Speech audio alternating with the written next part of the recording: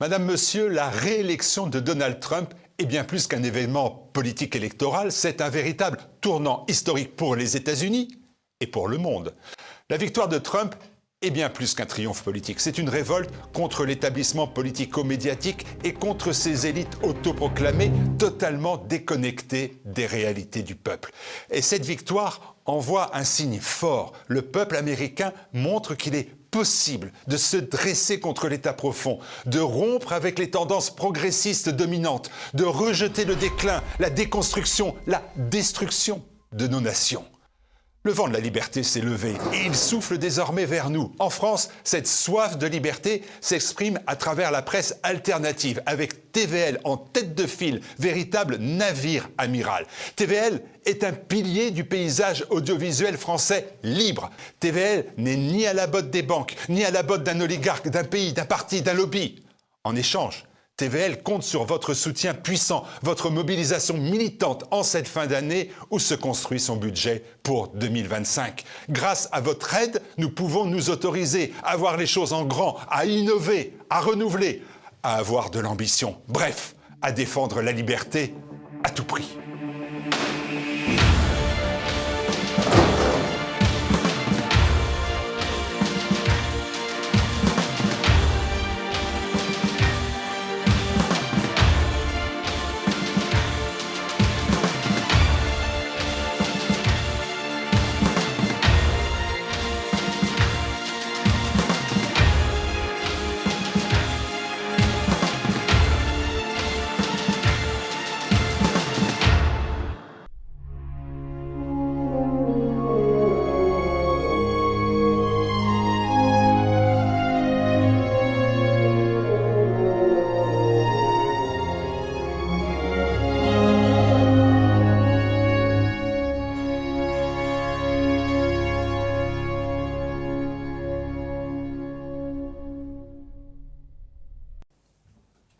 Alors, Alexandre Varrot, maître Alexandre Varrot, il y a beaucoup de choses chez vous, derrière vous, en vous.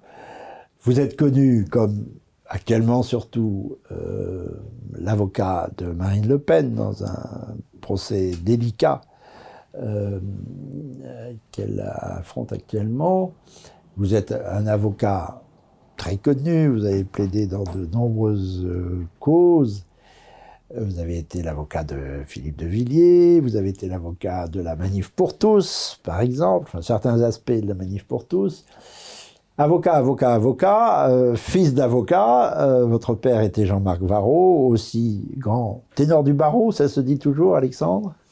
En tout cas, à son époque, ça se disait. Ça se disait, bon. Et c'est une espèce en voie de disparition. Et qui a été célèbre, notamment parce qu'il a été l'avocat de Maurice Papon, mais il a plaidé beaucoup de causes. J'ai bien connu votre père. D'ailleurs, je fréquentais la même paroisse que lui, à Saint-Eustache, à l'époque. Donc, je l'avais souvent rencontré. La paroisse des oratoriens, c'est parce qu'il avait été élève à Saint-Martin-de-France, à Pontoise, toute sa scolarité, école des oratoriens, qu'il allait par piété ancienne, reconnaissance pour les oratoriens, qu'il avait formé, lui qui avait été un élève en difficulté, parce qu'il était totalement sourd. Votre père ? Oui. Jean-Marc Varrot ? Oui, il n'entendait rien. Mais il s'est soigné. Il avait avec des appareils, à l'époque encore peu performants. À un moment, il a dû se dire, puisque je n'entends rien, on va m'écouter. Et c'est ainsi qu'il s'est mis à parler. Homme de grand caractère. Voilà, il n'entendait pas ce qu'on lui disait, mais les gens entendaient ce qu'il disait. Ah bon. Je comprends encore mieux son racisme, du coup. Sourd lui aussi. Vous connaissez la fameuse phrase, elle est tellement belle qu'on se demande si elle n'est pas apocryphe, de Maurras sur son lit de mort. Sa dernière phrase serait « Pour la première fois, j'entends venir quelqu'un ». Eh oui. C'était une ironie que tout le monde n'a pas comprise, d'ailleurs. Alors, votre père, vos grands-parents étaient avocats aussi. Votre mère est avocate. Oui, dans les années 50, il n'y avait pas beaucoup de femmes avocats. Eh oui. Elle n'était pas la première, mais elle était du début des femmes avocats. Et de temps en temps, elle s'est distraite de son métier pour s'occuper de ses enfants. Éducation extrêmement discutable quand on voit ce que ça a donné, mais en tout cas, c'était une mère aimante. Et votre femme, Maïté, elle n'est pas avocate, mais presque, elle a une cause. Elle a fait des études de droit, elle aurait pu. Voilà. Elle est professeure, notamment, actuellement, mais elle est aussi la présidente. J'aimerais que nous parlions de cet aspect des choses qui vous touchera, on va voir pourquoi, qui vous touche, qui nous touche. Présidente de l'association des amis de Jérôme Lejeune. Je pense que tout le monde connaît le nom de Jérôme Lejeune, nous allons y revenir. Et 2 de vos 4 enfants sont avocats, une fille et un garçon. Exactement. Et d'ailleurs, nous voyons à l'écran des souvenirs d'avocats, et notamment d'un personnage que votre famille a vénéré beaucoup, le grand avocat du 19e siècle que tout le monde connaît. Pierre-Antoine Berryer. J'ai oublié son prénom. Pierre-Antoine Berryer. On voit à l'écran le carnet de Berryer. Voilà. Donc vous êtes vraiment dans la robe. Oui. Est-ce que vous voulez que je vous dise un mot de ce carnet maintenant ou on réserve pour plus tard? Non. Tout de suite, on y va. Parce que nous sommes chez les avocats. Ce carnet est un objet, c'est une relique familiale importante. Il a été acheté par mon grand-père pour l'offrir à son fils, mon père donc, Jean-Marc, au moment où mon père a prêté serment. Et mon grand-père avait glissé dans ce petit agenda de Berryer, puisqu'il est écrit agenda, sa carte de visite pour ta prestation de serment, ton père, machin. Au moment où j'ai prêté serment, mon père m'a offert et il a glissé sa carte de visite. Et lorsque mon fils a prêté serment, il y a quelques années maintenant, j'y ai glissé ma carte de visite et je lui ai offert le jour de sa prestation de serment. Et j'attends, si Dieu me prête vie, de voir le jour où mon fils offrira cet agenda Berryer à son fils Gabriel, qui a pour le moment 6 mois, donc on a un petit peu d'attente. Mais il a intérêt à être avocat, si j'ai bien compris. Il n'a pas le choix. Il n'a pas le choix. C'est une belle... Non, c'est ça ou la Vologne. Ah tiens. Mauvaise plaisanterie d'avocat. Non, mais peut-être que nous en parlerons de la Vologne. J'ai envie de vous en parler. Mais peut-être pas vous, je ne sais pas. Enfin, de grandes affaires en tous les cas. Nous parlerons aussi, bien sûr, de l'affaire à laquelle tout le monde pense, c'est-à-dire l'affaire des assistants de Marine Le Pen et de plusieurs députés FN puis RN au Parlement européen dont vous êtes de nouveaux membres. Alors c'est une incongruité, je vous ai connu en 99, nous avons été élus ensemble au Parlement européen, et nous sommes devenus assez vite amis, et je dois dire que comme amis, vous savez témoigner de l'amitié. Je n'entre pas dans les détails, mais vous m'avez rendu très gracieusement d'innombrables services. Donc vous êtes un ami qui prouve ce que veut dire l'amitié. Et ça, je vous en serai gré. Ad vitam aeternam, si tant est qu'elle soit éternelle. Parlement européen, vous avez été élu avec Philippe de Villiers, sur la liste Pasqua-Villiers en 99. J'étais sur le contingent Pasqua, vous sur le contingent Villiers. Vous n'avez pas du tout souhaité, en 2004, à la fin de ce mandat au Parlement européen de 5 ans, être réélu, parce que je n'avais pas l'impression pour vous que l'essentiel était dans la politique, bien que vous fussiez très proche de Philippe de Villiers, et même vice-président du MPF. Oui, j'étais vice-président, porte-parole, j'avais toutes sortes de chapeaux à plumes, mais je n'avais pas vécu un mandat très heureux. Non, voilà. Ça vous avez enquiquiné pour oui, mais nous étions dans... C'est difficile dans une assemblée parlementaire d'être minoritaire, non inscrit. Voilà. Notre puissance, vous l'avez bien connu, on faisait un peu les feuilles de salade. Hein. Notre puissance de manœuvre est extrêmement faible. Et voilà que, 20 ans plus tard, en 2024, c'est-à-dire en juin dernier, 20 ans après avoir quitté le Parlement européen... 25 ans après y être rentré, j'y viens. 25 ans après y être rentré, j'y vais tous les quarts de siècle. Donc, il y a une horloge. Voilà, c'est un principe acquis. Donc, mon élection suivante, j'aurai 83 ans. Très bien. Et peut-être vous pouvez ne pas laisser passer 10 ans. Je ne serai plus le plus jeune, je serai le doyen. C'est bien ainsi. Non, j'ai trouvé que je n'avais pas envie de me retourner sur ma vie plus âgée en me disant que je m'étais pas occupé de mon pays. C'est bien de s'occuper des intérêts individuels. Le métier d'avocat est un très beau métier que j'aime faire. Ça, on a compris que vous l'aimez. Voilà, que je continue à faire, un peu moins forcément, parce que je peux pas faire totalement les deux métiers, mais que je fais encore. Je vous coupe, c'est une des rares professions, avec celle de professeur, que l'on peut occuper tout en exerçant un mandat électif, n'est-ce pas? Oui. Voilà. Oui. Alors j'ai quelques limitations, il y a quelque chose que j'ai pas le droit de faire, mais il n'y a pas d'incompatibilité. Ça n'a pas d'intérêt de rentrer dans les détails. J'ai des incompatibilités qui sont limitées. Donc je continue à exercer ce métier avec bonheur, mais le temps n'étant pas extensible à l'infini, évidemment, un petit peu moins. Alors voilà. Après, il faut être disposé à travailler 70 heures par semaine, et ça, j'y consens volontiers. Moitié barreau, moitié parlement? Oui, même un peu plus parlement, un peu moins barreau, mais voilà. Beaucoup les deux, toutes les semaines ne se ressemblent pas exactement. Voilà. Et donc, d'un côté, les intérêts individuels, défendre des individus, dans leur honneur, leur vie, leur argent, parfois, les choses qui comptent pour eux, et l'autre, défendre le pays. Et je suis revenu à la politique en me disant, j'ai pas envie, dans mon vieil âge, de me retourner vers ma vie et de me dire, je n'ai pas fait ce qu'il fallait pour mon pays. Voilà. Et donc, il fallait que je revienne dans la vie politique. Par chance, Marine Le Pen et Jordan Bardella m'en ont donné l'occasion. On s'est rencontrés, on s'est parlé, on s'est jaugé. Je crois qu'elle vous apprécie beaucoup. Écoutez, en tout cas, ils ont considéré que j'étais digne d'eux. Donc, ils ont bien voulu que je sois à une place qui assurait une élection certaine. Voilà. Et voilà deux chefs députés français au Parlement européen. Évidemment. Comme il faut dire, n'est-ce pas? Voilà. Pas députés européens. Et siégeant dans quelle commission? Affaires constitutionnelles, oui. Qui est une commission qui s'occupe notamment des questions de l'élargissement de l'Union européenne, alors des questions des traités, quand on y touche, et de l'élargissement, sujet auquel on touche tout le temps.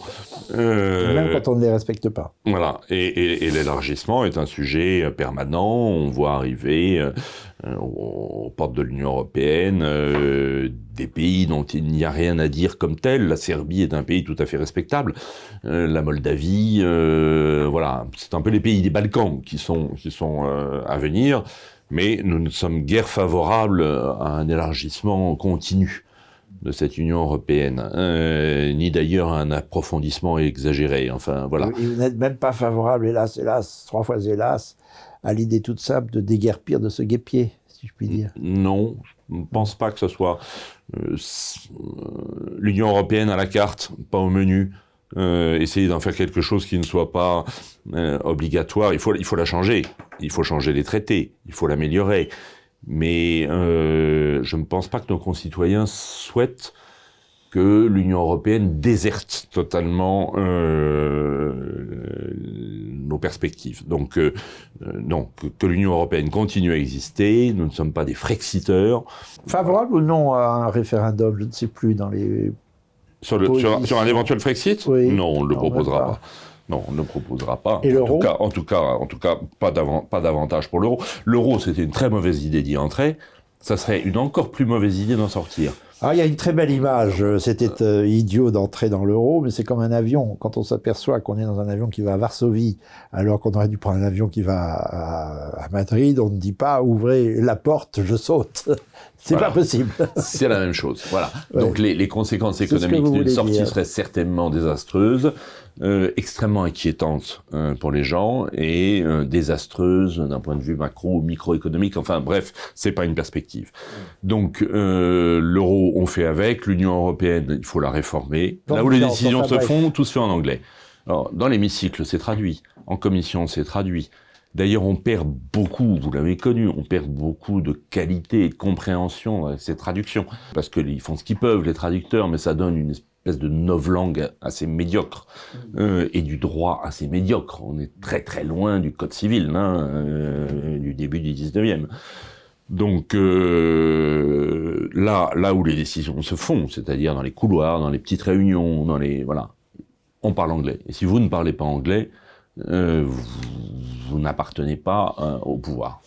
Oui, et je crois que vous me racontiez aussi que lors d'une réunion, tout le monde s'était mis d'accord pour ne pas recourir tout le monde, au traducteur. je ne sais pas quel type de réunion c'était, un peu plus technique. Oui, tout le monde était d'accord et vous avez quand même j'ai réussi à m'opposer. C'était même en disant, mais je veux le traducteur. C'est même pas tellement que tout le monde s'était mis d'accord, c'était que le président de la réunion avait considéré que tout le monde allait être d'accord. Il était de quelle nationalité, ce président? Qui était un Autrichien, je crois, voilà. Et qui considérait que c'était une évidence. L'alliance germanique, germano-américaine. Et qui ne proposait pas que l'on votât, puisqu'il disait, bon, tout le monde est d'accord, disait-il, en promenant une main impériale sur l'Assemblée, et tout le monde devait être d'accord, et par chance, je me réveille à ce moment-là, et je lève une main, j'appuie sur mon micro de l'autre, et je dis, en fait, non, moi je ne suis pas d'accord. Unis dans la diversité, mais dans la diversité. C'est ce que j'ai invoqué. Et l'autre, j'ai été soutenu immédiatement par un Portugais. Le président a vu que peut-être la mer était en train de monter, et il s'est rapidement rétracté et a dit très bien, on prendra le français. Mais rien que pour ça, ce qui n'était pas un problème, parce qu'il n'y avait aucune raison de refuser des traductions. C'est pas un problème, il y a un monde fou comme traducteur, ça coûte les yeux de la tête. Il y a des centaines de traducteurs au Parlement européen qui, de toutes les manières, sont là. On va pas en licencier. Donc, c'est juste pour imposer un système où, voilà, tout le monde parlera la langue des maîtres. Les maîtres n'étant plus les Anglais, je vous laisse essayer de deviner qui il peut être. Vous parlez d'or, cher maître. Bien, je suis tout à fait d'accord avec ça. C'est une opération, pour moi, entièrement états-unienne. Mais est-ce que ça devient un parlement? Donc aujourd'hui, c'est plus sérieusement un parlement que ça ne l'était il y a 20 ans? Il s'y décide quand même des choses qui ont, à terme, c'est-à-dire que là, chaque nation ne le voit pas tout de suite, parce que quand, dans le trilogue entre les différentes instances européennes, on finit par aboutir à un texte, à une directive, il se passe des années. Et avant que cette directive entre en droit français dans l'application concrète, il se passe à nouveau des années. Donc, ça explique aussi que notre activité soit peu médiatisée, parce qu'elle n'est pas dans l'actualité immédiate. Mais je crois savoir que les 2/3 de l'activité de l'Assemblée nationale consistent à intégrer en droit français. Mais c'est le scandale. Nos directives. C'est le scandale. Les directives qui est une chambre d'enregistrement. Le Parlement français étant une chambre d'enregistrement. Donc les choses se font largement en amont au Parlement européen. C'est-à-dire que les décisions de la Commission européenne font l'objet d'un double enregistrement. D'abord par le Parlement européen, ensuite par le Parlement français. Mais la décision, elle est à la Commission. Est-ce que je caricature? Alors, la Commission a déjà quelque chose d'extraordinaire, c'est qu'elle a le monopole de l'initiative. Oui, il faut le répéter. Il n'y a pas, comme en France, proposition et projet de loi.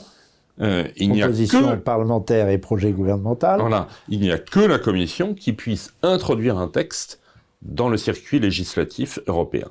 Donc ils ont la totalité, c'est quand même l'essentiel du pouvoir, ils ont la totalité de la proposition. Un groupe, fût-il de 200 députés, ne peut pas proposer un texte. Voilà, tout ce qu'il peut faire, c'est amender des textes qu'on lui a proposés.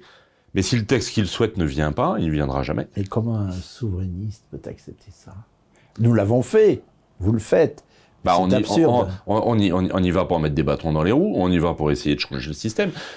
Parfois, souvent, on pèse de 200 voix, un peu plus. Oui, sur 700. Oui, sur 700. Mais si de temps en temps, il y a des gens du PPE qui sont saisis d'un sursaut moral ou politique, on fait des majorités. On a fait déjà depuis... on vient d'être élu, on a déjà fait quelques fois des majorités. Alexandre Varro, où va cette Europe? Un des derniers titres du Nouveau Conservateur, l'Europe du songe au mensonge. L'Europe sombre dans les mensonges. Elle fait semblant d'avoir une politique en matière d'immigration. Elle a une politique inverse. Sa politique d'immigration n'est pas une politique de protection des nations contre l'immigration, mais d'encouragement de l'immigration. C'est un mensonge parmi d'autres. Elle fait semblant de vouloir la paix. Elle est devenue une machine de guerre contre une partie de l'Europe orientale, c'est-à-dire la Russie. Un autre mensonge, elle fait semblant de ne pas être un État, mais elle nomme des ambassadeurs qui sont supposément les supérieurs hiérarchiques, sans que ce soit écrit, des ambassadeurs des nations, notamment l'ambassadeur de France. L'ambassadeur de France me disait, mais je reçois des ordres maintenant de l'ambassadeur de l'Union européenne, dans un pays africain de surcroît. Je ne dis pas lequel pour ne pas couper mon ambassadeur. Enfin, c'est un mensonge, donc ça joue au super-État. Où va-t-elle, cette institution européenne? Alors, il est certain que la Commission ne cesse de dépasser ses pouvoirs, avec une certaine efficacité d'ailleurs, parce que comme personne ne cherche vraiment à l'arrêter, et nous avons le droit maintenant à un discours qui ressemble au discours sur l'état de l'Union du président des États-Unis. Tous les ans, Madame Ursula von der Leyen nous offre un discours sur l'état de l'Union européenne, qui est le copier-coller à la Obama, Biden, du discours américain, mais c'est dans la Constitution américaine, les Américains font ce qu'ils veulent, ça les concerne, et puis c'est leur président, c'est bien normal qu'ils le fassent. Voilà. Mais cette dame qui dirige la première administration de l'Union européenne, on ne lui retirera pas ça, c'est une administration éminente, avec des compétences éminentes. Mais c'est une administration. Éminente et toxique. Voilà. Mais ce qu'elle oublie, c'est qu'elle n'est... Elle est une administration. Oui. Et elle se veut un pouvoir politique. Elle joue au chef d'État. Voilà. Et or, la créature a totalement échappé à son maître. Oui. Voilà. Maintenant, elle fait le discours sur l'état de l'Union, elle fait la leçon à chacun, et elle a... Il faut le reconnaître, par les traités, un certain nombre de pouvoirs, notamment dans le choix des commissaires, les propositions, mais c'est elle qui ratifie. Et c'est d'autant plus dangereux que l'on voit bien, depuis que cet État, ce faux État, joue à l'État à la place des États nationaux qui sont priés de se taire sur un très grand nombre de questions, notamment la politique étrangère, par exemple, mais bien d'autres sujets, la politique industrielle, la politique migratoire. Le résultat est que l'Europe s'enfonce dans l'inexistence politique. Aujourd'hui, c'est flagrant. Elle était faite, cette institution, pour redonner à l'Europe un poids en face de la diversité du monde, des mastodontes russes, chinois plus tard, américains. C'est tout l'inverse. Non, mais c'est pour ça que nous sommes là pour la changer. Et sommes pas mais là nous pour... le disions déjà il y a 30 ans, oui, mon cher Alexandre. Oui, mais je suis sévère avec vous, je suis désolé. Entre-temps, on le disait déjà. Oui, mais entre-temps, nous avons multiplié notre puissance par 5 ou par 10. Donc, il ne faut pas être absolument désespéré. Je ne sais pas si je suis de ceux qui le verront, mais peut-être que ça sera mon fils. Le désespoir n'est pas dans votre tempérament. Mais l'évolution est clairement en notre faveur. Alors, vous avez raison. Ce qui se passe, par exemple, Frontex, pour parler de la question des frontières. Ouais. Voilà, l'immigration, qui est une question centrale de la politique européenne. Voilà, où on vient de voir deux bouleversements insensés, c'est-à-dire que Angela Merkel a fait venir 2,5 millions d'immigrés dans son pays, à grand renfort de flonflons, de tambours et de trompettes, et que maintenant les Allemands viennent de fermer tellement violemment leurs portes que tout le monde les suit, en se disant si les Allemands le font, on a le droit de le faire nous aussi. Oui, et nombre d'immigrés allemands arrivent en France, où les choses sont plus favorables. Évidemment que ça dégoulinait d'un peu partout. C'est dingue. Voilà. Nous, on avait sur notre liste... en troisième position, Fabrice Leggeri, qui était l'ancien directeur de Frontex, qui a eu... Sur la liste RN en juin dernier. Sur la liste du Rassemblement National. Et Fabrice Leggeri a eu l'idée baroque de faire son travail, celui pour lequel il avait été embauché, c'est-à-dire de surveiller les frontières de l'Union. Or, il n'avait pas compris, quoique énarque et normalien, et a priori doté d'un cerveau, il n'avait pas compris qu'on lui demandait pas de faire son travail. Non, on lui demandait de transformer Frontex en agence d'accueil. D'accueil des immigrés. Voilà, on fait venir les immigrés et ensuite on les répartit. Mais vous voyez bien que cette machine est intrinsèquement perverse. Sur l'immigration. Elle est totalement folle. Mais si je fais de la politique, c'est pour la changer, c'est pas pour l'applaudir. Frontex existe depuis 30 ans, Alexandre Varro, et depuis 30 ans, l'Europe est submergée. Alors à quoi sert ce Frontex ? Il faut le changer. Il faut le changer, il faut l'améliorer. Alors, c'est pas le pacte asile et migration récemment voté qui va beaucoup améliorer les choses. Qui est effrayant, parce qu'il fixe un minimum d'immigration. Mais Paul-Marie Couteau, si tout allait bien, je serais toujours avocat. Non, mais je serais toujours avocat. C'est le seul point, Alexandre, sur lequel nous divergeons. Voilà. Non, mais alors... je suis frexiteur, moi, voilà. Je fais de la politique parce que les choses vont mal. Et que j'ai l'espoir qu'elles aillent mieux, et que j'ai envie de contribuer à ce qu'elles aillent mieux. Si tout va bien, je resterai. Pourquoi sortir de sa chambre où on peut être tranquillement installé à lire des livres, hein. N'est-ce pas? Voilà. Donc la sagesse pascalienne aurait pu me gagner, mais non, il fallait sortir de sa chambre parce que les choses vont mal. Alors, je ne vais pas vous titiller plus longtemps. Je ne veux pas du tout que notre conversation se devienne contradictoires. Mais c'est le seul point sur lequel nous divergeons, Alexandre, en réalité. Parce que maintenant, je suis vraiment furieux contre cette machine. Et je n'accepterai pas, pour dire des choses franchement, et j'ai plusieurs fois refusé, d'être de nouveau député européen, parce que je crois qu'il faut en sortir et surtout pas jouer le jeu. Bref, puisque nous en sommes au Parlement européen, c'est le moment, je comptais en parler plus tard, mais restons sur le sujet, de parler de ce qui défraie la chronique aujourd'hui, c'est-à-dire cette affaire d'assistant parlementaire. Consacrons quelques minutes au sujet, parce que je ne suis pas sûr que nos contemporains, qui suivent ce procès qui va durer longtemps, qui a conduit Marine Le Pen à se défendre, nous enregistrons à la fin du mois d'octobre, le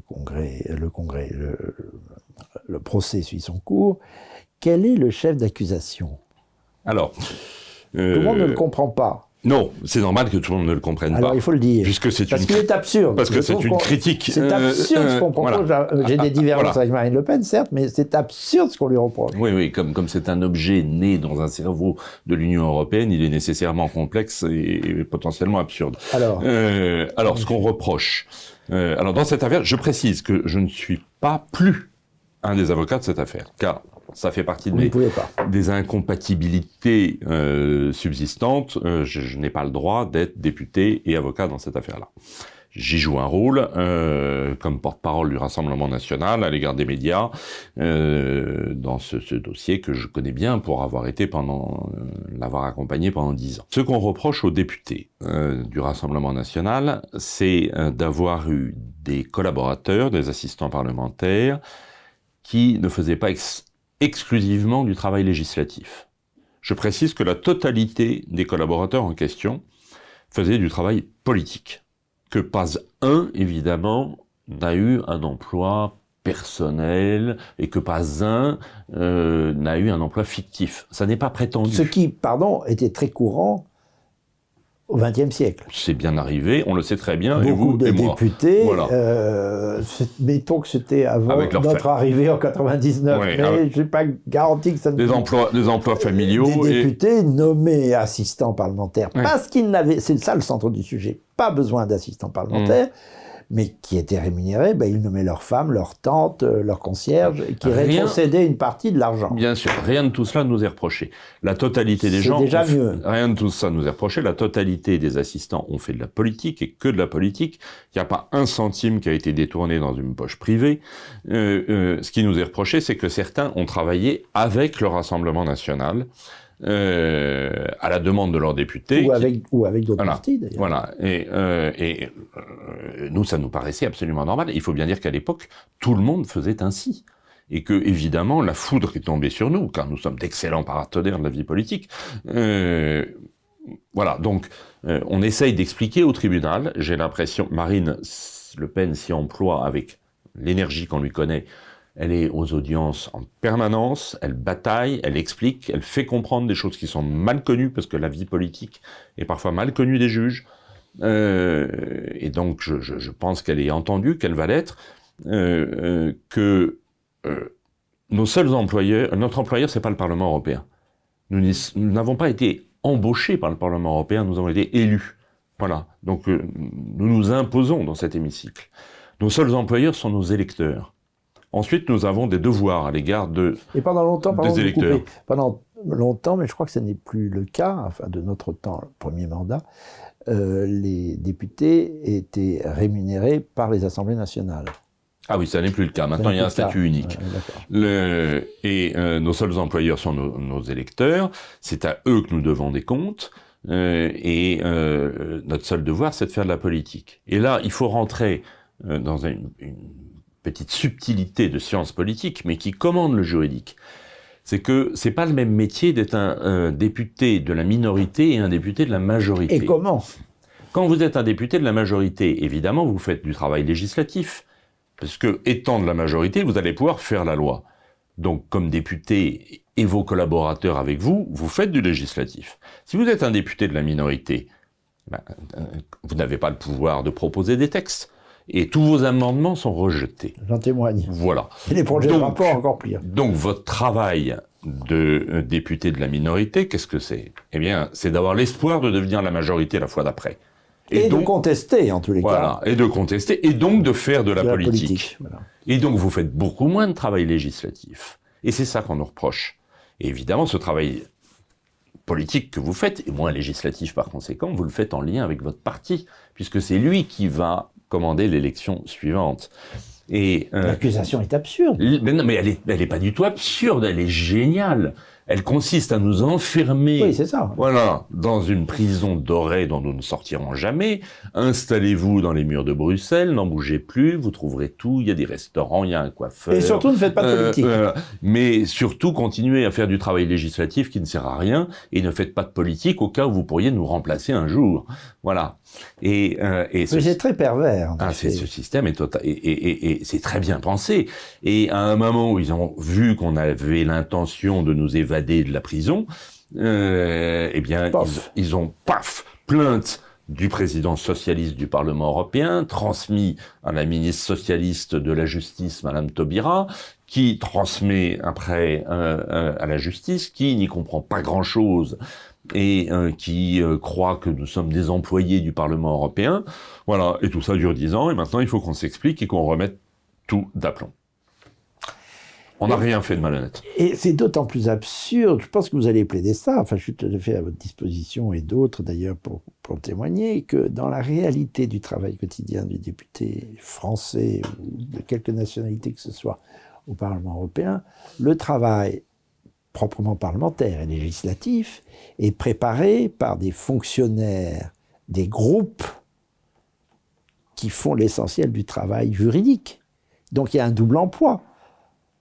Et je peux témoigner que Marie-France Garot, par exemple, je regrette pour bien des raisons qu'elle ne soit pas de ce monde, et elle le dirait, puis comme elle me l'a dit, je n'ai pas besoin d'assistant parlementaire. Le travail juridique est fait par les fonctionnaires des groupes auxquels on donne les ordres que l'on veut, mais qui préparent les listes de vote, par exemple. Donc à quoi servent les assistants? Et Marie-France Garot, vous pouvez plaider ça si vous voulez, je peux témoigner encore une fois, me disait « je ne veux pas d'assistant parlementaire ». Et la machine du Parlement disait « si, il faut que vous nommiez des assistants parlementaires ». Elle a fini par nommer sa secrétaire à Paris, qui n'a jamais foutu les pieds au Parlement européen. J'espère qu'il n'y a pas de rétroactivité de l'action en justice. Je crois qu'elle ne risque plus rien. Je crois qu'elle ne risque plus rien. Oui. En tout cas, moi, je ne prendrai pas le risque que mes propres assistants parlementaires voient cette émission et m'entendent dire qu'ils ne servent à rien. Ah, pardon. Et parce que non, je ne le pense pas. Mais c'est vrai que nous avons, en fait... Non, ils servent à quelque chose. Nous avons un travail considérable. Ils vous aident dans votre travail politique. On a un travail considérable. C'est vrai que le travail sur les listes de vote est souvent préparé par ce qu'on appelle le staff, dans un mot qui ne nous conviendra ni à l'un ni à l'autre, mais qui est d'usage, et les listes de vote, alors sous la direction, en fonction de chaque sujet, d'un député, évidemment, il y a un contrôle politique qui se fait, que les assistants participent à ça, mais ont aussi un rôle politique, un rôle de transmission vers nos électeurs de ce que nous faisons. Moi, j'ai un assistant dont le rôle est pratiquement exclusivement celui-là, de rendre compte à nos électeurs de ce que nous faisons. Enfin, nous devons leur dire, ils nous ont élus, il faut qu'ils sachent qu'on fait. Voilà. Ce que je faisais, moi, à l'ensemble publication, comme vous savez, les cahiers de l'indépendance, pour donner des informations sur ce qui se passe aux Français. Faut que ça monte, que ça descende. Voilà. Et c'est ça qu'on vous reproche. Voilà. Et c'est un travail complexe. On nous reproche deux choses. De ne pas être aligné. On nous reproche d'être en train de monter et de menacer le système. Voilà. Et d'avoir compris comment fonctionnait le système. Oui, à ce rythme, il faut encore attendre quelques décennies. Mais enfin bon. Peut-être pas. Les choses vont assez vite. Rassurez-vous, l'Europe aura disparu depuis bien longtemps. Nous verrons. Alors, politique, puisque c'est ce à quoi servent et ils servent à quelque chose, je n'ai pas dit le contraire, au moins dans ce cadre-là, les assistants. Ça n'était pas, j'en témoigne encore une fois, ça n'était pas votre pente particulière de faire de la politique. Vraiment, vous, c'était le barreau. Mais vous avez été quand même, je le disais, un très proche collaborateur, même vice-président du MPF, proche de Philippe de Villiers. Qu'est-ce qui vous anime dans la politique? Encore une fois, je crois qu'elle est venue vous chercher, alors que la situation d'avocat bien assise et très familiale, vous aurez su faire votre bonheur. Il y avait quand même un tropisme politique familial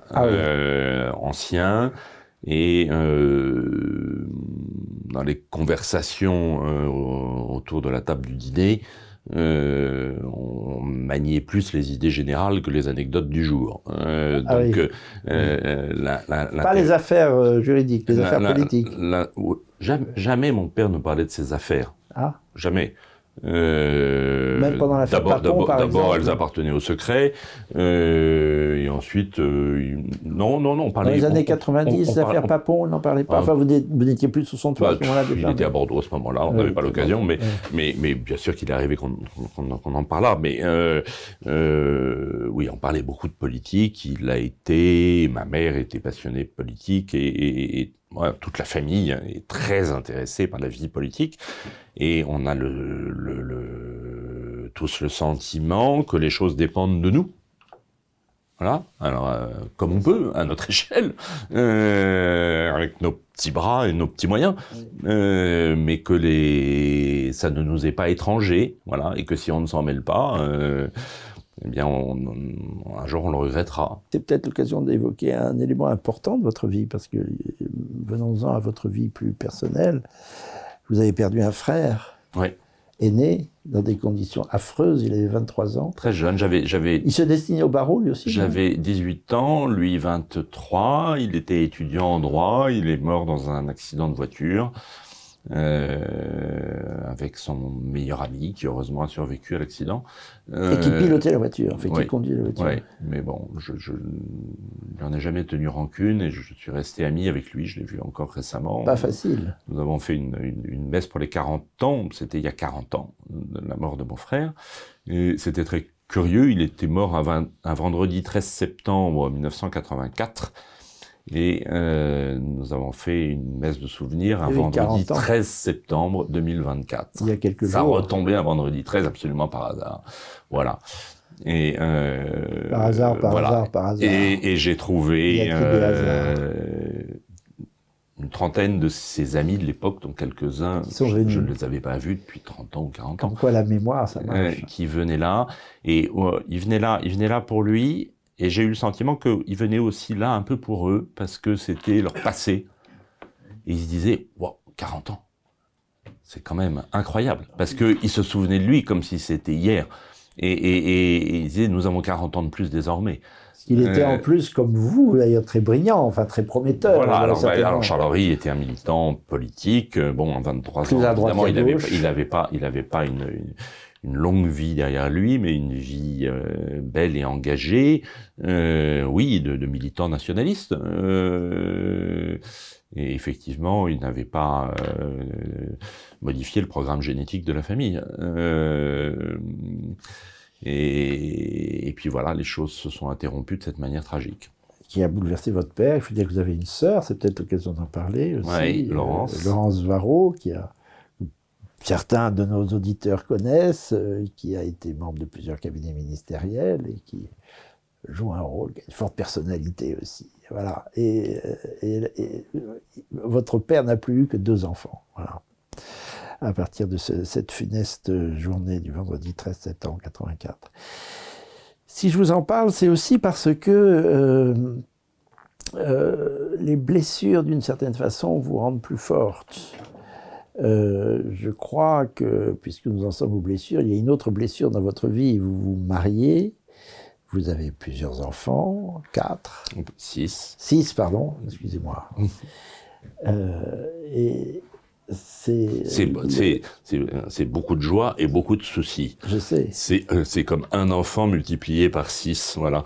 Et donc, je veux pas qu'on me les retire les 6. Je m'attendais pas du tout à avoir 6 enfants, mais maintenant que je les ai, je les porte en étendard. Alors, on sait que 2 d'entre eux sont au barreau, et que vous êtes plusieurs fois grand-père déjà? Non. 3 fois. 3 fois, c'est bien ça. Zita, et c'est pas fini. Zita, Ève. Zita comme l'impératrice. Zita comme l'impératrice. Zita, Ève et Gabriel. Très bien. Gabriel, un garçon. Voilà. Et vous donnez naissance à un jeune François. Oui. Affublé, est-ce que c'est le mot du trisome 21, c'est ce qu'on a. Je ne sais pas si c'est le mot, mais en tout cas, nous découvrons à sa naissance, enfin, il y avait une inquiétude à l'occasion d'une échographie. liée à une certaine épaisseur de la nuque qui avait l'indication qu'il y avait peut-être un risque. De toutes les manières, le choix n'aurait pas été de ne pas le garder, donc il allait naître. De toute façon. De toutes les manières, il allait naître. Voilà. Ça, on reviendra sur ce, de toute façon. Mon épouse, j'ai toujours pensé qu'elle en savait un peu plus que moi à ce sujet. Mais en tout cas, nous n'avons la certitude qu'au moment de la naissance. Voilà. Et elle et moi. Et on découvre, voilà, il naît un petit peu en avance, par hasard, dans une clinique en Normandie. Moi, je descends donner un coup de téléphone immédiatement après l'accouchement depuis Paris aux grands-parents. À ce moment-là, on est à la clinique de Deauville. Voilà. La plus proche de Cabourg où nous étions chez mes parents. Et quand je remonte 5 minutes après dans la salle d'accouchement, je sens une ambiance qui s'était sérieusement alourdie. Voilà. Et à ce moment-là apparaît sérieusement la suspicion de handicap qui sera confirmée par la suite dans des conditions assez brutales d'ailleurs. Hein. Les gens ne font pas toujours preuve d'une grande délicatesse, y compris dans le corps médical. Et puis on a vécu avec ça, dans une grande solidarité familiale, et François est un type il a 25 ans aujourd'hui, est un type formidable. Il vit dans un foyer où il n'y a que des gens qui travaillent, il va à son travail la journée, il travaille à la Fondation Jérôme Lejeune, il est très heureux de son travail, il est très heureux d'avoir son studio, où il est indépendant, de vivre comme un garçon de 25 ans, normal, d'avoir ses amis, d'avoir des activités le week-end. Je pense que de mes enfants, c'est celui que je vois le moins. Parce qu'il est tout le temps pris par quelque chose. Oui, il a toujours autre chose à faire. Il a quelque chose à faire toujours. Voilà, en fait, c'est un garçon de 25 ans tout à fait normal, il a toujours mieux à faire que voir ses parents. C'est la parabole des talents, c'est-à-dire il donne le mieux de ce qu'il peut donner de lui-même. Voilà, et donc pour ça, il est merveilleux. Alors on aborde ici une grande question, pardon d'être un peu intrusif dans votre vie privée, mais vous lui avez donné un certain retentissement. Oui, c'est la règle du jeu, des conversations entre amis, entre vieux amis. Vous lui avez donné un certain retentissement à cette affaire en écrivant un livre que vous m'avez offert à sa parution en 2002, « Être ou ne pas naître ». Le titre est magnifique d'ailleurs, quand on comprend les plis et les replis du sens. Il y a une question formidable que nos contemporains doivent examiner de près et en conscience. Nous sommes en train de nous engager, et ça n'est pas d'aujourd'hui, dans une société qui généralise l'eugénisme. C'est une des causes qu'a défendu Jérôme Lejeune et la Fondation Jérôme Lejeune. Ne pas nous engager, mais la partie est très difficile à mener, et nos contemporains, encore une fois, ne comprennent pas les enjeux. Ne pas nous engager dans une société où l'on mettrait à l'écart, c'est-à-dire que l'on supprimerait des enfants dont on estime qu'ils auront plus de difficultés que d'autres, après tout, c'est ça. Bon. Et pourtant, vous venez de dire que la vie de François est pas moins riche que la vie de vos autres enfants et de la plupart des enfants de sa génération. Mais on les supprime, ces vies, Alexandre Baron. On est dans une espèce de Lebensborn inversé, enfin... oui, exactement. Voilà, il y a des relents un peu fâcheux. Alors on crée... On peut comprendre dans l'eugénisme la peur des gens. Hein. C'est pas facile quand on vous dit vous allez avoir un enfant handicapé et vous êtes tellement encouragé par le corps médical, par la pression sociale, mais qui vous donne des ordres, par la pression culturelle. Tout est fait pour vous faciliter. Qui vous donne des ordres, vous ne pouvez pas le garder. Oui, tout est fait pour vous faciliter et vous incliner à ne pas garder l'enfant handicapé. Et le niveau du handicap, ça peut être n'importe quoi. Ça peut être une trisomie 21, ça peut être un pied beau, ça peut être une main en moins. Enfin, ce qui n'empêche pas de vivre. Voilà, et on se très dit, paradoxal, vous avez noté, voilà. Dans un moment où, très heureusement, je pense que pour vous ça a des résonances particulières, on magnifie les Jeux paralympiques, par exemple. Oui, c'est ça. Mais avec ce système-là, c'est sûr que Stephen Hawking, le grand physicien, ou Michel Petrucciani, n'aurait jamais pu vivre. Et je parle là de deux personnes extrêmement handicapées. Et combien de génies Voilà. Et donc, effectivement, c'est une question totalement différente de l'IVG. L'IMG, c'est « je veux avoir un enfant », je suis en situation d'avoir un enfant, j'ai un enfant, et puis finalement, j'en veux plus parce que il correspond pas au standard de l'enfant que je voudrais avoir. Alors le stade d'après, c'est je veux qu'il fasse 1m80, qu'il soit blond, qu'il ait les yeux bleus, les dents bien alignées. L'eugénisme. Voilà, et c'est donc de l'eugénisme, et on arrive, on les voilà. On est en route vers ça. Enfin, voilà, la glissade, elle existe. Et au moment, effectivement, tout est arrivé un petit peu en même temps pour moi, de la naissance de François, est arrivé l'arrêt Perruche. Alors, parlons tout de l'arrêt le monde a oublié que c'était un arrêt de l'Assemblée plénière de la Cour de cassation. Très intéressant. Très rarement que la Cour de cassation se réunisse en Assemblée plénière. C'est-à-dire toutes les chambres sont réunies. Tous les magistrats de la Cour de cassation siègent. Et là, la question posée est très particulière. Est-ce qu'il y a un préjudice, c'est une femme qui a eu un enfant handicapé, avec un assez lourd handicap, je ne sais plus quelle est la nature du handicap. L'origine de l'affaire. Oui. Voilà. La question n'est pas de savoir, et cette femme ne savait pas que cet enfant était handicapé à la suite d'une erreur de diagnostic. Que cette femme dise « je subis un préjudice » parce que si je l'avais su, j'aurais avorté, c'était compréhensible. Elle avait le droit de le faire. Voilà. Et donc, dans l'état du droit... Oui, mais c'était la main dans un engrenage. Bon, le choix de la morale, chacun en pense ce qu'il veut, mais dans l'état du droit, c'était possible. Mais la question posée par l'arrêt Perruche, elle est très différente, et elle est beaucoup plus vertigineuse d'un point de vue éthique. C'était l'enfant qui se plaignait, d'ailleurs, au travers de sa mère, parce que lui, il savait pas le procès qu'on menait pour lui, il n'avait pas la compréhension de l'enjeu, de dire que lui-même avait subi un préjudice du fait de sa naissance. Or, il y avait deux hypothèses, il y avait deux uniquement, soit il était mort, soit il était handicapé. Il n'y avait pas l'hypothèse où il était vivant et en bonne santé.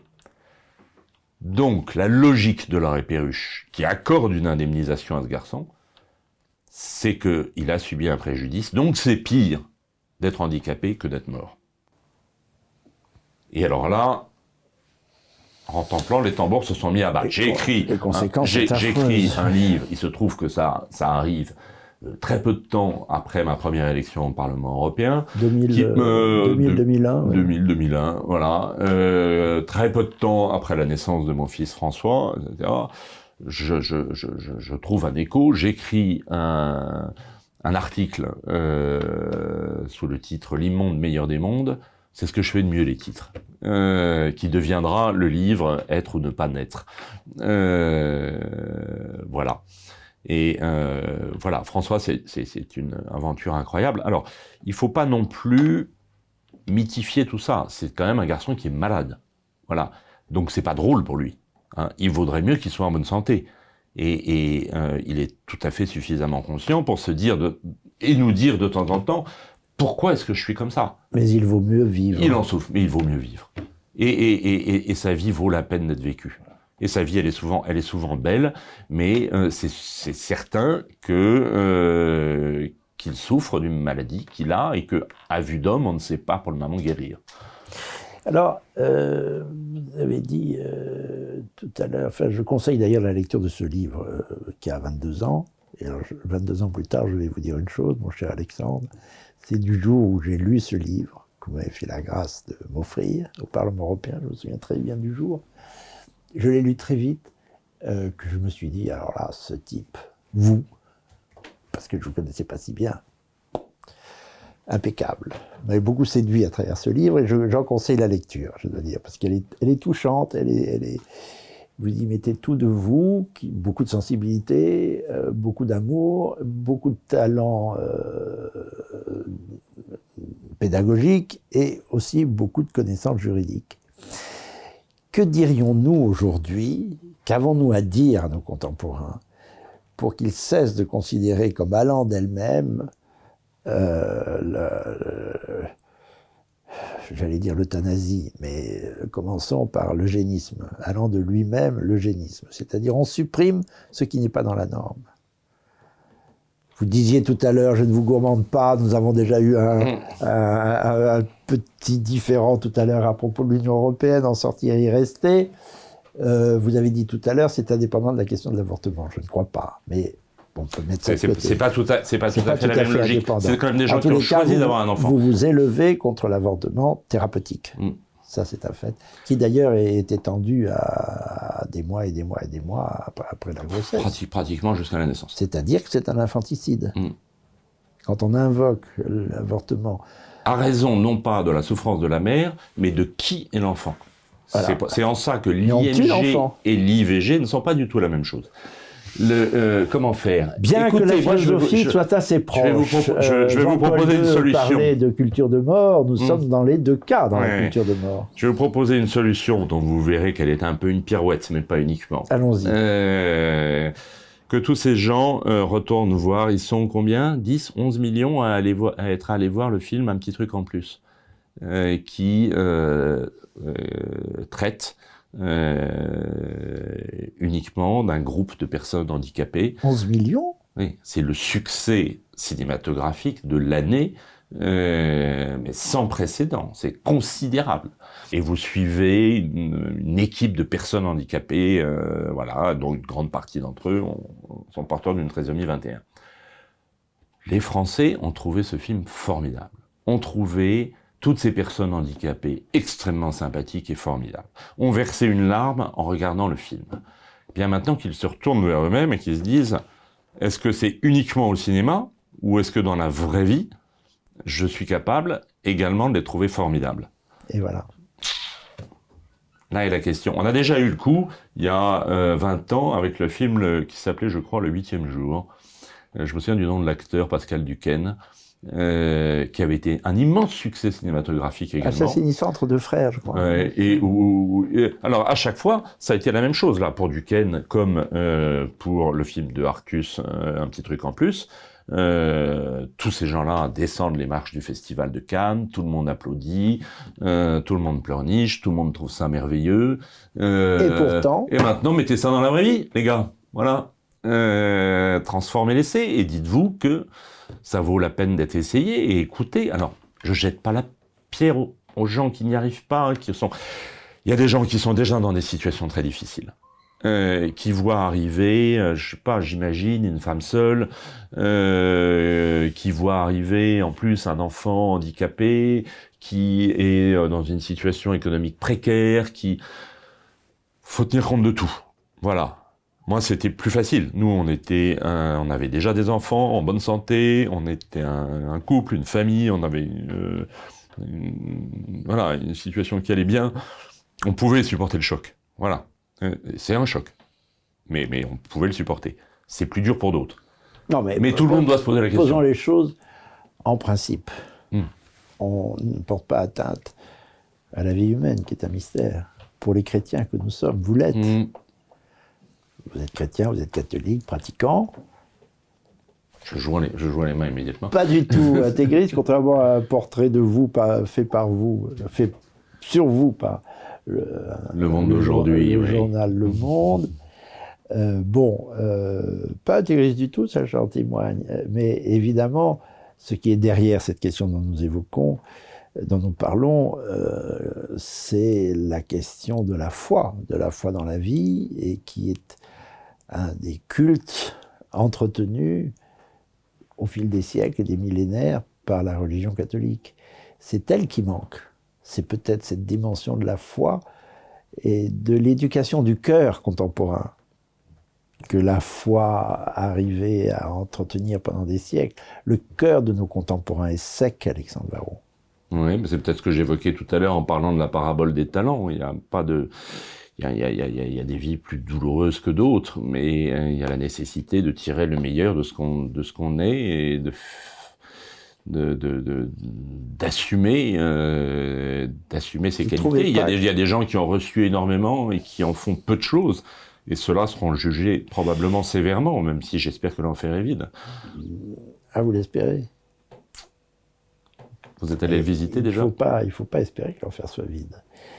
C'est une question théologique, ne nous hasardons pas sur ce terrain. bien que nous puissions séjourner sur cette question-là, le pape Jean-Paul II a stigmatisé la culture de mort, en mettant dans le même sac ce dont nous parlons, c'est-à-dire l'eugénisme, rampant et hélas de moins en moins rampant, l'avortement thérapeutique, mais aussi l'avortement tout court. C'est toujours la même sécheresse du cœur. On se débarrasse du marmot parce que c'est plus simple. On tue des enfants en avortant. Oui, alors moi, vous avez remarqué... C'est trop radical. Non. Bah, je vais vous dire ce que j'en pense. D'abord, je suis très amusé de voir que le pape François est extrêmement radical sur la question de l'avortement. Oui. Et que le pape François, dont la nature est assez progressiste, et que les progressistes applaudissent sans cesse parce qu'ils le trouvent formidable. Ce pape dont ils se disent il est comme nous, etc. Puis de temps en temps, il leur remet une baffe sur la question de l'avortement, comme il vient de le faire chez les Belges en disant à l'évêché belge, je vais engager moi-même le procès en béatification du roi Baudouin qui avait refusé de signer la loi sur l'avortement, et c'est moi qui va le faire. Et alors là, pétrification du monde progressiste. Donc il n'est pas sans paradoxe. En fait, de temps en temps, les gens se rendent compte qu'il est catholique quand même. Les progressistes, voilà. C'est ça. Mais les progressistes eux-mêmes sont incohérents. Voilà. Donc ça, une première observation. La deuxième, c'est que je suis pas pape, donc moi je vais vous répondre en responsable politique que je suis désormais. Et pas en philosophe que je ne suis pas. Il y a ce qu'on peut faire. Et si je fais de la politique, je vous l'ai dit tout à l'heure, c'est parce que j'espère pouvoir encore faire des choses dans le temps qui m'est donné. Il n'y a pas de majorité en France, mais pas du tout, pour modifier la situation sur l'interruption volontaire de grossesse. Les Français sont contents de cette loi, la soutiennent à 80 ou 85%. Donc cette loi ne changera pas. Donc ça n'est pas un objet politique, c'est un non-sujet. La question que je me poserais, si j'étais membre d'un gouvernement, si j'étais aux affaires, ça n'est pas de changer une loi qui est approuvée par les Français. Donc, il n'y a pas de majorité pour le faire, c'est les Français qui décident. Vous faites un référendum sur l'IVG, ce référendum, il est gagné haut la main par les gens qui sont pour l'IVG. Donc, c'est les Français qui gouvernent. Voilà. Attendez, non seulement vous êtes républicain, Alexandre Varro, mais en plus je suis démocrate. Mais en plus, vous êtes démocrate. Oui. C'est effrayant. J'ai des amis insupportables. J'accumule. Je suis absolument démocrate et je pense que si on était... Parce que la majorité tranche une question morale, oui. Elle est tranchée. Pourtant, la question morale si on écoutait un petit peu plus la majorité des Français, il y aurait beaucoup moins de problèmes. On rétablirait aussi la peine de mort. Je pense pas que ça entre dans vos vues. Ça, c'est un peu incertain, et une majorité un peu fluctuante. Enfin, moi, je ne suis pas favorable à ce qu'on la rétablisse. Moi non plus. Revenons à notre question. C'est toujours le sujet de la vie. Revenons à notre question de l'avortement. Je ne pense pas du tout qu'il soit possible de changer cette loi et que ce soit le vœu de nos contemporains. Par contre, on peut se poser une question, c'est pourquoi est-ce qu'aujourd'hui, pour 100 enfants qui naissent, 34, puisque ce sont les chiffres exacts, font l'objet d'un avortement. Donc, si vous faites une règle de 3... Font l'objet d'un avortement, c'est-à-dire sont assassinés. Mais... Si vous faites une règle de 3, il y a à peu près un enfant sur 4 qui va faire l'objet d'un avortement. C'est considérable. Sur 3 C'est considérable. Non, c'est 100 qui naissent, et 34 sur 134 qui font l'objet d'un avortement. Donc c'est sur 134, donc ça fait à peu près 25%. C'est considérable, et la question qui se pose, c'est pourquoi est-ce que ça ne bouge pas ? Parce que cet avortement, il existe depuis 1975, c'est-à-dire un demi-siècle. Donc, ça n'est pas d'hier. Les moyens de contraception, je pense que les plus crétins de nos contemporains sont au courant de l'existence de la pilule, du stérilet, de la capote, de l'abstinence, du coitus interruptus. Enfin, voilà, il y a quand même des moyens pour pas avoir d'enfants on peut se débrouiller. Pourquoi est-ce que, malgré tout ça, l'avortement non seulement ne diminue pas, mais augmente légèrement ? Ça, c'est la question que je me poserais si j'étais ministre de la Santé. Parce que c'est une souffrance pour la plus grande partie des femmes. Le recours à l'avortement c'est pas trop sympa. Je le fais. C'est pas une grande partie d'entre elles. Oui. Moi, j'en ai parlé encore la semaine dernière avec une femme qui m'a dit ça comme ça au cours d'un déjeuner. Et moi, j'ai avorté. Tout d'un coup, je ne comprenais pas pourquoi elle me parlait de ça. C'était la première fois que je la rencontrais. Parce qu'elle en souffrait. Mais parce que ça avait 20 ans et qu'elle en souffrait encore. Donc, c'est pas un truc marrant. Ça reste il y a quelques exceptions de gens qui font ça un peu, bon. Mais pour la grande majorité des à peu près 230 000 avortements par an, c'est une blessure pour la femme. Et éventuellement pour l'homme.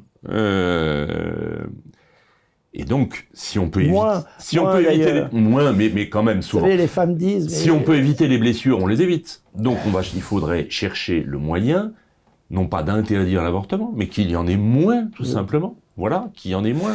Et donc, je ne sais pas, moi, que les gens soient mieux informés sur les modes de contraception. Ça pourrait déjà être une manière de faire. Je livre un témoignage, une femme me dit, il y a plusieurs années, j'ai avorté. Je me suis rendu compte que je n'avais pas avorté, j'avais tué mon enfant, puisque je lui parlais. Quand il était dans mon ventre, j'avais pris l'habitude de lui parler. Et pourtant, je l'ai tué. Est-ce que vous vous rendez compte, ces journées sur cette question qui déborde nos pauvres vies, que nous nous enfonçons, sous prétexte que la majorité est d'accord, dans une civilisation qui prend l'habitude de tuer les enfants dont on estime qu'ils ne seront pas conformes à nos canons, à tuer les enfants dont on estime qu'on n'a pas les moyens de les élever, c'est-à-dire qu'on s'en débarrasse, à tuer les personnes âgées parce qu'elles sont âgées, en attendant de tuer des personnes qui ne sont pas âgées du tout, qu'on fait une affaire qui a défrayé la chronique aussi, mais on ne va pas s'y appesantir, mais qui était très profondément malade. C'est l'affaire, j'oublie son nom d'ailleurs, Lambert. On s'enfonce dans une civilisation qui prend l'habitude de tuer tout ce qui dépasse. Oui, semble-t-il, le gouvernement, à peine élu, n'a rien eu de plus pressé que de remettre sur la table ce texte dont finalement personne ne veut, à part quelques excités. L'euthanasie. La question de l'euthanasie. C'est affreux. Donc effectivement... on n'a pas rien à reprocher aux fascistes. Aux nazis. On n'a pas rien à reprocher aux nazis. Je vous vois prêt à dire on tue à tous les bouts. Oui. On tue tout ce qui dépasse. L'euthanasie, il va falloir qu'ils se mettent, qu'ils règlent leurs problèmes avec les soignants parce qu'ils n'ont pas du tout envie. Hein. Ils sont pas devenus médecins, infirmières pour tuer des gens. Ils sont venus pour les sauver. Attention, voilà. Demain, monsieur, on vous égouille. Ouais. Bon appétit ce soir, mais demain, on vous égouille. On imagine toutes les dérives possibles de cela. Et pourquoi ? Alors, c'est toujours la même histoire. Hein. Alors moi, ça a été terrible, l'agonie de mon père, dans des circonstances atroces, vous vous rendez pas compte, il vaut mieux éviter de souffrir, etc. Alors moi, je leur propose un truc. Plutôt que de dépenser 1,4 milliard pour nettoyer la Seine, pour permettre à 30 crétins de nager pendant 30 minutes. Et de tomber malade. Et d'avoir ensuite la chiasse pendant 15 jours. Eh bien, avec 1,4 milliard, on peut créer une quinzaine de centres de soins palliatifs de manière pérenne. Mais évidemment, le grand combat, c'est les soins palliatifs. Voilà une dépense qui serait un peu plus intéressante. Je suis heureux de l'entendre. Voilà, les soins palliatifs, ça marche extrêmement bien. Moi, mon père s'est éteint à la maison Jeanne Garnier, qui est un temple de l'humanité. Centre du soin palliatif parisien formidable, et de l'humanité entouré de gens pure. formidables, et jusqu'au dernier moment, dans le 15e arrondissement de Paris. On pouvait se parler, on pouvait échanger. Il a organisé en pleine conscience ses propres obsèques. Voilà, c'est possible. Donc la dignité, elle est liée à la manière dont on s'occupe de vous, et à l'amour qu'on vous manifeste, et à la manière dont vous pouvez le recevoir. Et donc, soins palliatifs, et rien d'autre. Il ne faut pas tuer les gens. Enfin, c'est absurde. Alors nous voilà dans votre cœur, qui est au fond le christianisme, un christianisme très, très éclairé. Et tout de même, j'aimerais qu'on reprenne un jour cette conversation avec ou sans caméra, Alexandre, parce que l'idée que la majorité puisse trancher d'une question morale de cette importance ne me plaît pas trop, parce que la majorité aussi est soi-disant pour l'euthanasie. Or, c'est trancher très vite une question qui dépasse de beaucoup la passagère majorité et non instruite majorité d'une population à un moment donné.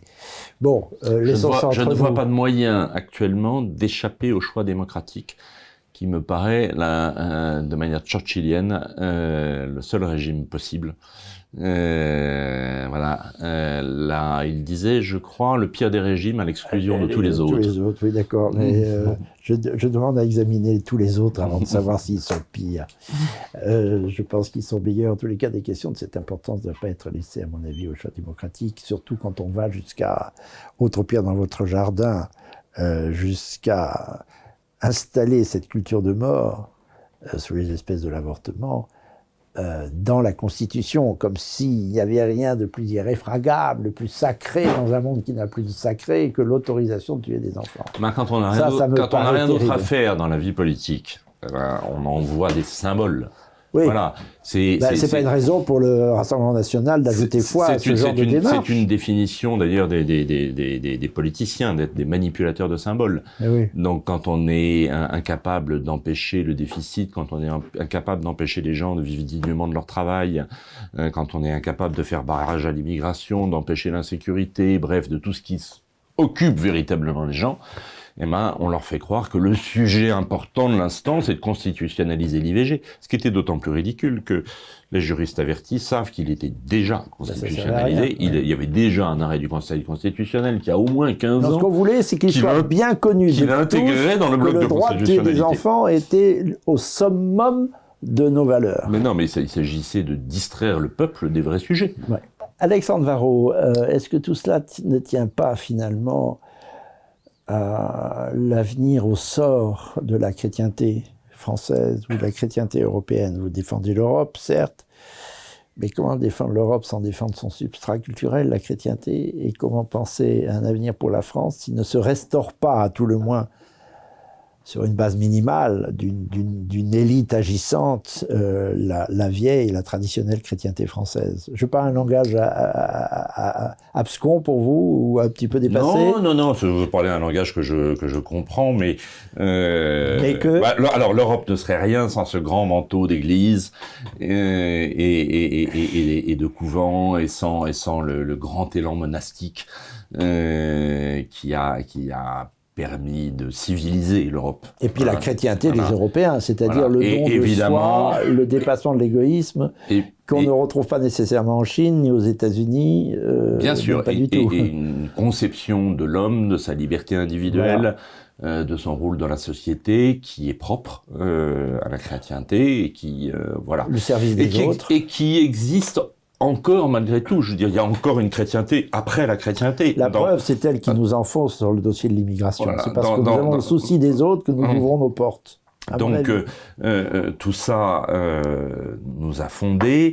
Jacques Chirac a commis un péché contre l'esprit en refusant d'admettre, sous je ne sais quelle pression, d'intégrer dans ce qui était le projet de constitution européenne les racines chrétiennes de l'Europe, que même Nicolas Sarkozy en a reconnu l'existence par la suite. Bon, ça ne sera jamais écrit nulle part, si ce n'est dans nos cœurs. Et franchement, il faut soit très malveillant, soit très crétin pour ne pas savoir que l'Europe a des racines chrétiennes. Pas uniquement. On renverra aux fameuses phrases de De Gaulle. Rome, la Grèce, voilà. Il parlait de la France. Oui, mais ce sont les mêmes racines. Moi, je vois avec mes camarades au Parlement européen sur ces sujets-là, quand je parle avec un Portugais ou avec un Hongrois, on parle pas la même langue, mais on parle des mêmes choses. Et en fait, quand vous voyagez en Europe, puisque les députés européens ont quelques facilités, ce qui est tout à fait normal pour voyager, dans quel pays iriez-vous avec le plus d'intérêt ou de curiosité ou de gourmandise? Alors, 3 pays. L'Italie et l'Italie. Ah bon? Non, je pensais que vous alliez dire l'Italie, l'Espagne et le Portugal. Non, j'ai un tropisme. Ça fait rire nos enfants parce que à chaque fois qu'ils apprennent que leurs parents préparent un voyage, ils disent Quelle surprise! Où vont-ils se rendre? Et où? Toujours, partout. Mais là où en Italie? Retourner là où nous sommes déjà allés. De Côme jusqu'à là où nous Palerme. ne sommes pas encore allés. 15 fois à Venise, 20 fois à Rome, 4 fois à Naples. Et Maïté suit aussi. Attention, elle suit, mais elle a beaucoup d'appétit. Oui, je ne remets pas de force. Non, c'est le plus beau pays du monde après la France, juste après. Alors, revenons-en à cette affaire de la chrétienté qui me travaille beaucoup. Est-ce que c'est en avocat chrétien que vous avez défendu la manif pour tous? Bon, on ne cesse jamais d'être chrétien, mais... chrétien et latin, donc si je comprends bien, l'Italie n'est pas arrivée par hasard. Je vais quand même vous dire non. Je vais quand même vous dire non. Il n'y a pas d'avocat chrétien et pas plus qu'il y a d'hommes politiques chrétiens. Il n'y a pas de politique chrétienne et il n'y a pas de défense chrétienne. Voilà. Ah bon? Alors là, on entre dans des nuances subtiles. Je ne pense pas qu'il puisse exister un... Nous allons faire une autre émission, Alexandre. Je ne pense pas qu'il puisse exister un parti politique. Et d'ailleurs, quand certains en ont pris le nom, ça a toujours été désastreux. Aussi bien en Italie qu'en Allemagne. La démocratie chrétienne n'avait généralement rien de chrétien. C'était le repère de toutes les turpitudes assez rapidement. En Italie et en Allemagne, c'est avéré. Donc, je ne crois pas à la politique chrétienne. Je pense que des gens qui ont des engagements chrétiens, évidemment, ça ne peut pas les abandonner à chaque instant de leur vie. On n'est pas chrétien le dimanche entre 11h et midi. Voilà, on l'est toute la semaine. La politique tirée des Écritures, ça vous habite ou ça vous habite pas. Mais pour autant, ça, à César ce qui est à César. Voilà. Et donc c'était pour des raisons plus techniques. Je crois au magistère du Saint-Père, successeur de Pierre. Mais les instructions que me donne actuellement le pape François en matière d'immigration, je n'ai pas l'intention de les suivre. Bon. Voilà. Alors, sur la manif pour tous, vous voyez, il peut y avoir une différence entre les choix politiques et l'engagement de foi. Et puis après, pour ce qui la foi, elle vous tombe dessus. Parfois, elle vous a été donnée enfant et puis vous l'avez fait croître en soi. Grandir, vous l'avez acclimaté à votre personnalité. Voilà. Mais je ne crois pas du tout que ça soit un fait politique. Oui. Au moment du mariage pour tous, il y a déjà le Pacs. Et effectivement, je vois pas bien l'utilité quand on sait ce qui est devenu le mariage. D'abord, je commence à me demander, mais pourquoi ces gens veulent se marier? Le mariage, il n'y a plus rien dans le mariage. C'est fait pour les enfants. En fait, le divorce est tellement facile aujourd'hui. C'est une révocation à notum, le divorce. Voilà. Vous n'avez même plus besoin d'un juge pour divorcer. Donc, pourquoi donc les personnes homosexuelles veulent s'emparer de ce truc totalement vide? Pourquoi voudraient-ils jouer à être des hétérosexuels? Bon, alors déjà je comprends pas. Alors que le Pacs leur donne finalement à peu près à 100% les mêmes droits. Et puis je vois surtout qu'on est dans la roue à cran. Comme toujours dans la vie politique, c'est la même chose avec l'Union européenne. On s'engage. C'est-à-dire qu'on fait un premier truc et que le premier prépare le deuxième, qui prépare le troisième, etc. Et que derrière le mariage, il y aura le fait, mais nous sommes mariés comme vous, donc nous avons le droit d'avoir des enfants comme vous, et comme nous ne pouvons pas avoir des enfants de manière naturelle, là ça va quand même de soi, mais que nous avons le droit d'avoir des enfants parce que nous sommes mariés, donc GPA. Or la GPA, c'est, voilà. Alors là, c'est là le hic. C'est là le sujet. Oui, pas question, parce que on n'achète pas des enfants. Enfin, c'est la femme porteuse, c'est un esclave au sens propre. Voilà, c'est quelqu'un qu'on paye pour qu'elle porte. Qu'on paye pour travailler pour vous, pour qu'elle porte et qu'elle abandonne un enfant à sa naissance. De nos contemporains, ça va de soi. Voilà. Pourtant. Et alors la GPA éthique, c'est un pipeau énorme. C'est vraiment pour les gogos qui croient que ça existe. Ou plutôt pour les manipulateurs. Qu'est-ce que c'est que ça, la GPA? La GPA éthique, c'est un truc qui cherche à nous faire croire que, en fait, les gens ne seront pas payés, ils seront juste indemnisés. Mais enfin, ils seront indemnisés tellement bien qu'ils seront payés. Vous connaissez beaucoup de femmes qui ont envie d'être enceintes pendant 9 mois d'un enfant qu'elles vont abandonner uniquement pour faire plaisir. Mais il y a des couveuses dans de nombreux pays du monde. Uniquement pour faire plaisir au voisin de palier. Il y a des couveuses dans de nombreux pays du monde. On dit qu'il y en a en Roumanie, il y en a en tous les cas en Inde, il y en a dans plusieurs pays asiatiques. Des établissements où des femmes sont accueillies pour accoucher, après quoi on vend sur Internet les enfants. Vous le savez, ça? Oui, bien sûr. Donc GPA, non. Et comment se fait-il que nos contemporains ne le savent pas et acceptent ça comme étant le fruit de l'évolution, du progressisme? Parce qu'ils trouvent que c'est gentil et que d'avoir un tout petit, on peut pas refuser ça, etc. Parce qu'il y a un droit à l'enfant, alors qu'il faut inverser les choses, c'est l'enfant qui a des droits, c'est pas les parents putatifs. Il n'aura pas le droit d'avoir un père. C'est pas les parents putatifs qui ont des droits. Donc un enfant, il a le droit, autant que la vie le permet. Parfois il y a des malheurs, il y a des morts, il y a des voilà. Enfin, il faut pas créer les malheurs soi-même. Donc autant que possible, c'est mieux d'avoir un père et une mère, parce que l'altérité aide à se construire, et que on voit bien dans l'éducation des enfants que quand il y a un père et une mère, les deux ne parlent pas de la même manière aux enfants, ne règlent pas les mêmes problèmes, ne règlent pas les problèmes de la même manière, que les enfants ne viennent pas les voir pour les mêmes choses. Et que donc c'est une richesse quand c'est possible d'avoir ça dans une famille. Alors parfois le père ou la mère va mourir, parfois l'un va s'en aller. Bon, ça, ce sont les malheurs de la vie.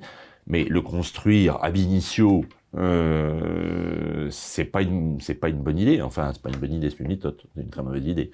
Voilà, et c'est pas à être encouragé par le législateur. Est-ce que nos contemporains, je vous pose la question, s'imaginent ce qu'aurait été leur vie sans leur père? Posons la question à ceux qui acceptent la GPA, c'est-à-dire mettre au monde des enfants qui ne sauront jamais qui est leur père, et qui le chercheront toute leur vie, avec les blessures et les conséquences des blessures, qui sont quelquefois très graves, que cela comporte. Vous n'auriez pas été le même sans votre père. Ah, bien sûr que non. Et chacun peut le dire. Tout le monde connaît le proverbe africain. Si je vois loin, c'est parce que je suis juché sur les épaules de mon père. Voilà. Belle phrase, je ne la connaissais pas. Si je vois loin, c'est que je suis juché sur les épaules de mon père. Très bien.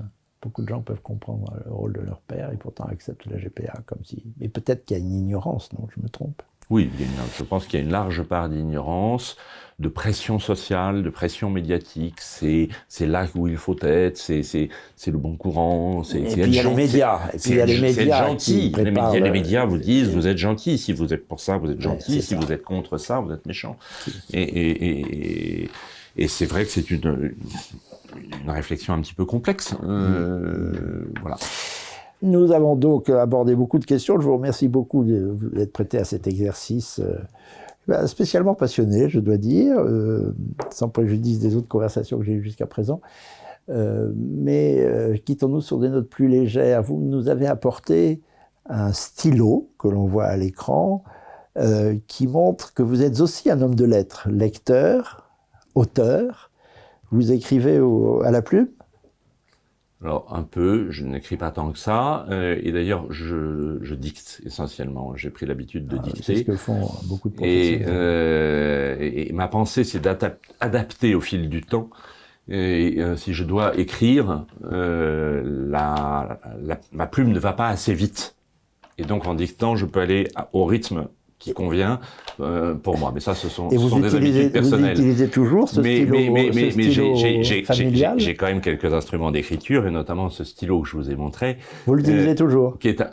Non, je ne l'utilise plus puisque je l'ai donné.